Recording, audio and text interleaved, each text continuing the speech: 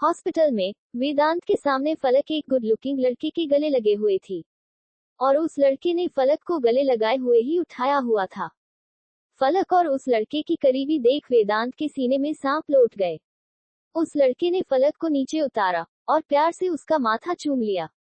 उसके ऐसा करते ही फलक ने अपनी आंखें बंद कर ली। इस वक्त फलक के चेहरे पर एक बेशकीमती स्माइल थी जो वेदांत को किसी खंजर की तरह जख्मी कर रही थी। अब ये सब देखना वेदांत के आपे से बाहर हो गया था। वेदांत तेज कदमों से उन दोनों के पास गया और एक झटके से उन्हें अलग कर दिया। फलक जो वेदांत के सीने से जा लगी थी, उसके मुंह से एक सिसकी निकल गई। वहीं जब उस लड़के ने किसी शख्स को फलक को ऐसे अपनी ओर खींचते देखा तो उसका चेहरा गुस्से से लाल हो गया। हाउ डेयर यू, मेरी दोस्त के साथ ऐसा मिसबिहेव करने की, इतना बोल। जैसे ही वो शख्स फलक को अपनी ओर खींचने के लिए हाथ आगे बढ़ाने लगा, वेदांत ने फलक को अपनी बाहों में भर लिया और अपनी जानलेवा नजरों से उसे घूरने लगा। एक पल के लिए वो शख्स भी वेदांत की नीली आंखें देख डर गया, लेकिन जल्द ही उसने खुद को संभाल लिया। इससे पहले कि वो शख्स वेदांत को कुछ बोलता, उसे वेदांत की बर्फ से भी ठंडी आवाज सुनाई दी। मिस्टर नील दीवान, आपकी हिम्मत कैसे हुई मेरी वाइफ को छूने की। वेदांत की सर्द आवाज सुन नील भी डर गया, लेकिन जब उसने वेदांत की बातों पर गौर किया तो उसकी आंखें लगभग बाहर ही आने को थी। उसे तो ऐसा लगा मानो किसी ने उसके पैरों तले जमीन ही खींच ली हो। वाइफ, नील धीरे से बुदबुदाया, मानो वो खुद में ही इस बात को कंफर्म करना चाहता हो। वहीं जब फलक ने वेदांत के मुंह से खुद के लिए वाइफ सुना, तो वो भी वेदांत को अपनी चमकती आंखों से देखने लगी।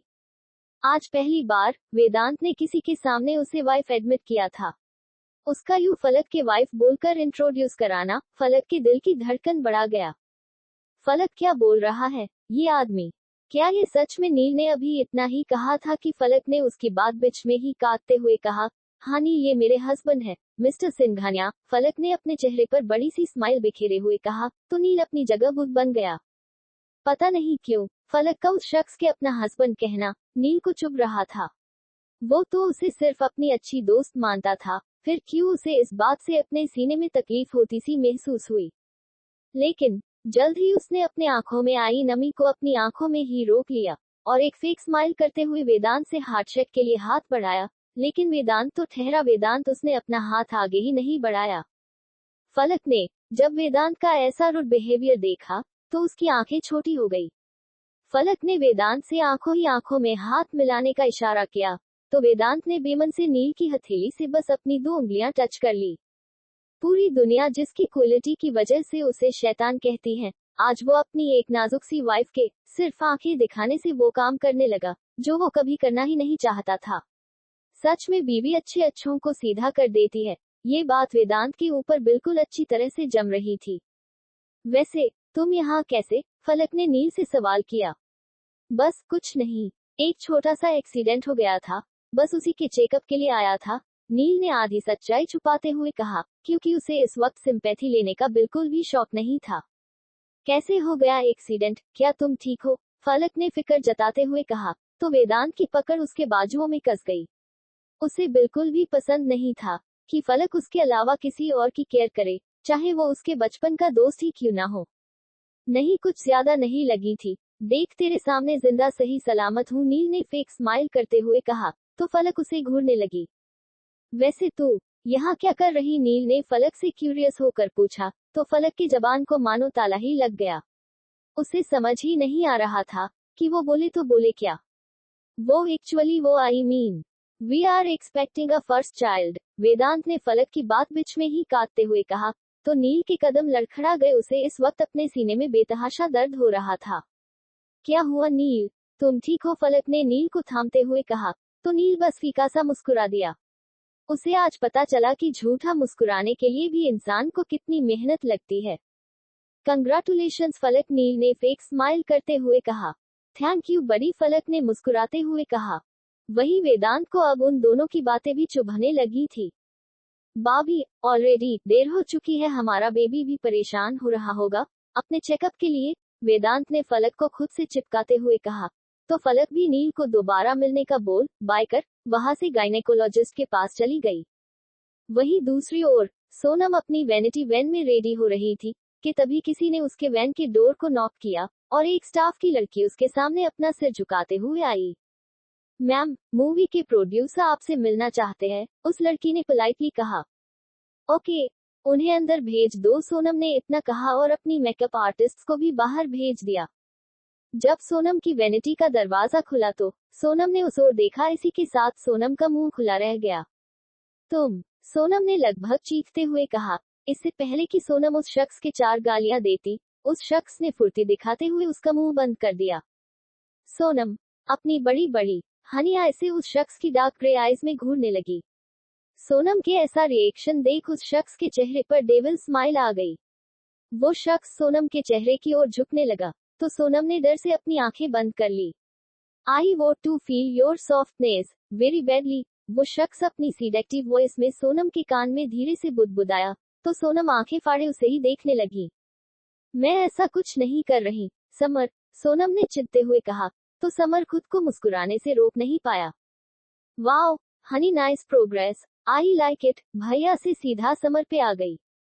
तुमने कोई काम छोड़ा है जिससे मैं तुम्हें अब दोबारा भैया बोलूं, सोनम ने दांत किटकिटाते हुए कहा। समर ने लाइटली अपने माथे को 2 उंगलियों से रब किया और सोनम की पतली कमर को पकड़ उसे खुद की बॉडी से चिपका लिया। यू नो हनी, मुझे बिल्कुल बर्दाश्त नहीं होता अगर मेरे सामने वाली की आवाज मुझसे ऊंची हो। If this happens I desperately want to kill him, Summer ने साइकोपैथ वे में कहा, जैसे ये उसका रोज का काम हो। उसकी ऐसी पागलपन वाली बातें सुन सोनम ने डर से अपना सलाइवा गटक लिया। सोनम ने अपनी नजरें इधर उधर की और थोड़ा हिचकिचाते हुए बोली, तुम अभी यहाँ से जाओ, अगर किसी ने देख लिया तो सब गलत समझेंगे। सब गलत नहीं सही समझेंगे। गलत तो ये है जो तुम्हारे माथे पर ये बेवजह पसीना आ रहा है। मुझे तुम्हारा ये पसीना हमारे बेड पर अच्छा लगता है जब तुम मुझसे जेंटल होने की रिक्वेस्ट करती हो, समर ने एविल स्मर्क करते हुए कहा तो सोनम ने अपने दांत भींच लिए। सोनम ने दांत पीसते हुए कहा, तुम तो ऐसे बोल रहे हो जैसे पता नहीं मैं तुम्हारे साथ कितने सालों से फिजिकल हो रही हूँ। हम दोनों सिर्फ लास्ट नाइट ही इंटीमेट हुए थे।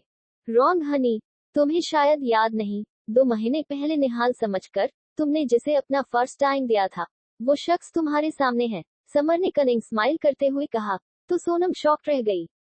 उसे यकीन ही नहीं हो रहा था कि वो शख्स और कोई नहीं, ये साइको समर मल्होत्रा है। सोनम के चेहरे के उड़े हुए रंग को देखकर समर के चेहरे पर डेविल स्माइल आ गई। समर सोनम के चेहरे की ओर झुक गया और उसके कान में सरगोशी करते हुए बोला, अगर तुम नहीं चाहती कि मैं तुम्हारे रोमांस की movie mister and Mrs Singhania तक ना पहुंचाऊं तो पैकअप के बाद चुपचाप मेरे ड्राइवर के साथ मेरे SM वर्ल्ड आ जाना, माय स्पाइसी हनी। समर की बात सुनकर सोनम उसे अपनी लाल आंखों से घूरने लगी।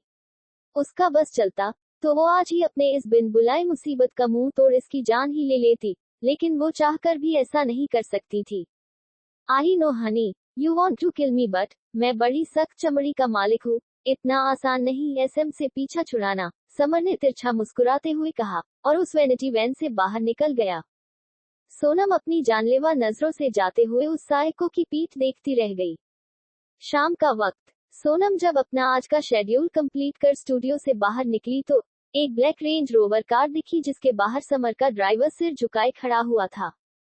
सोनम ने गहरी सांस ली और उस कार के अंदर जाकर बैठ गई। थोड़ी देर के बाद उनकी कार SM वर्ल्ड के बाहर आकर रुकी। कार से उतरकर सोनम उस विला के अंदर चली गई। मैम, सर स्टडी में इम्पोर्टेंट मीटिंग में बिजी है, आप बेडरूम में उनका वेट कर लीजिए, उस विला के हेड सर्वेंट ने पोलाइटली कहा तो सोनम उसका जवाब दिए बिना ही सीढ़ियों से बेडरूम की ओर चली गई। सोनम ने जाकर शॉवर लिया और क्लोजेट से कपड़े निकाल चेंज करने लगी। समर ने ऑलरेडी क्लोजेट में सोनम के साइज की हर तरह की ड्रेसेस, चाहे वो इंडियन हो या वेस्टर्न, सब अरेंज करवा कर रखी थी। समर जो स्टडी रूम में ऑनलाइन मीटिंग में बिजी था, जब अचानक किसी ने उसके स्टडी रूम का डोर खोला तो उसने अपनी तीखी नजरों से दरवाजे की ओर देखा, क्योंकि उसे बिल्कुल पसंद नहीं था कि कोई बिना उसकी परमिशन के उसके पर्सनल स्पेस में इंटरफेयर करे। लेकिन जब समर ने सोनम को स्टडी रूम के गेट पर खड़े देखा तो उसकी जलती हुई निगाहें पूरी तरह शांत हो गई। सोनम ने एक स्ट्रैप वाली ब्लैक शॉर्ट नाइटी पहनी हुई थी, जो कि सिर्फ उसकी थाई तक ही थी। खुले गीले बाल और उस नाइटी से झलकता उसका गोरा पेट, समर की नजर तो उस पर मानो अटक सी गई। सोनम अदा से चलती हुई समर के करीब आई तो समर के होठों के कोने ऊपर की ओर मुड़ गए। समर ने अपने लैपटॉप को बंद कर दिया। हंस ले बेटा हंस ले, बस आज की रात, फिर कल से मुझे ब्लैकमेल करते रहना, सोनम ने सोचा और मुस्कुरा दी। सोनम आकर समर के लैप पर बैठ गई और उसके गले में अपनी दोनों बाहें लपेटकर गुनगुनाई।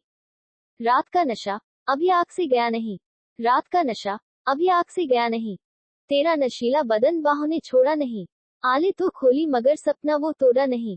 सोनम ने अपने गालों से समर के गालों को रब किया और उठकर उसके चेहरे के पीछे से जाकर उसके कान पर अपने होठों को सेंसुअल तरीके से टच करते हुए गुनगुनाई। समर ने झटके ने पकड़ उसे अपने करीब खींच लिया। समर अभी सोनम में ही खोया हुआ था कि तभी सोनम ने तिरछी नजरों से देखते हुए समर के ग्लास में कुछ मिला दिया। सोनम अपने होठों से समर के मस्कुलर चेस्ट पर किस करने लगी तो समर ने अपनी आंखें बंद कर ली। अब समर से कंट्रोल करना मुश्किल हो गया था। वो सोनम की थाई पकड़ उसे उठा लिया तो सोनम ने भी अपने पैर उसकी कमर के चारों ओर लपेट दिए। समर ने एक हाथ से स्टडी टेबल का सारा सामान नीचे फेंका और सोनम को उसके ऊपर बैठाकर किस करने लगा। आज समर बहुत खुश था कि सोनम खुद से उसके करीब आ रही है। सोनम और समर एक दूसरे को पैशनेटली किस करने लगे। जहां सोनम के हाथ समर के बालों में उलझे हुए थे तो वहीं समर के दोनों हाथ सोनम की बॉडी के हर हिस्से पर चल रहे थे। समर ने सोनम की नाइटी की स्ट्रैप को नीचे किया और उसके कंधे कॉलरबोन पर किसेस करने लगा। समर उसके कंधे कॉलरबोन पर कभी किस करता तो कभी उन्हें बाइट करके सका करता।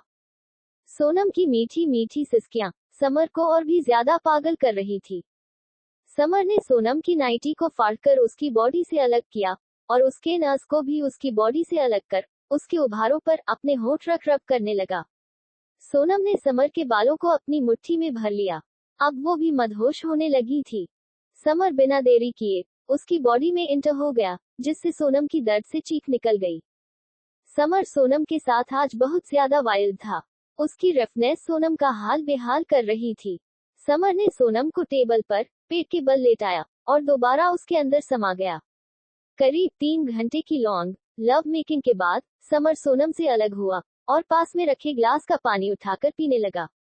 सोनम ने अपनी अधखुली आंखों से समर को वो पानी पीते हुए देखा। इसी के साथ उसके चेहरे पर शातिर मुस्कुराहट आ गई। गाइस, यहाँ पर ये सीजन खत्म होता है। कल से केज ऑफ डेविल का न्यू सीजन आएगा।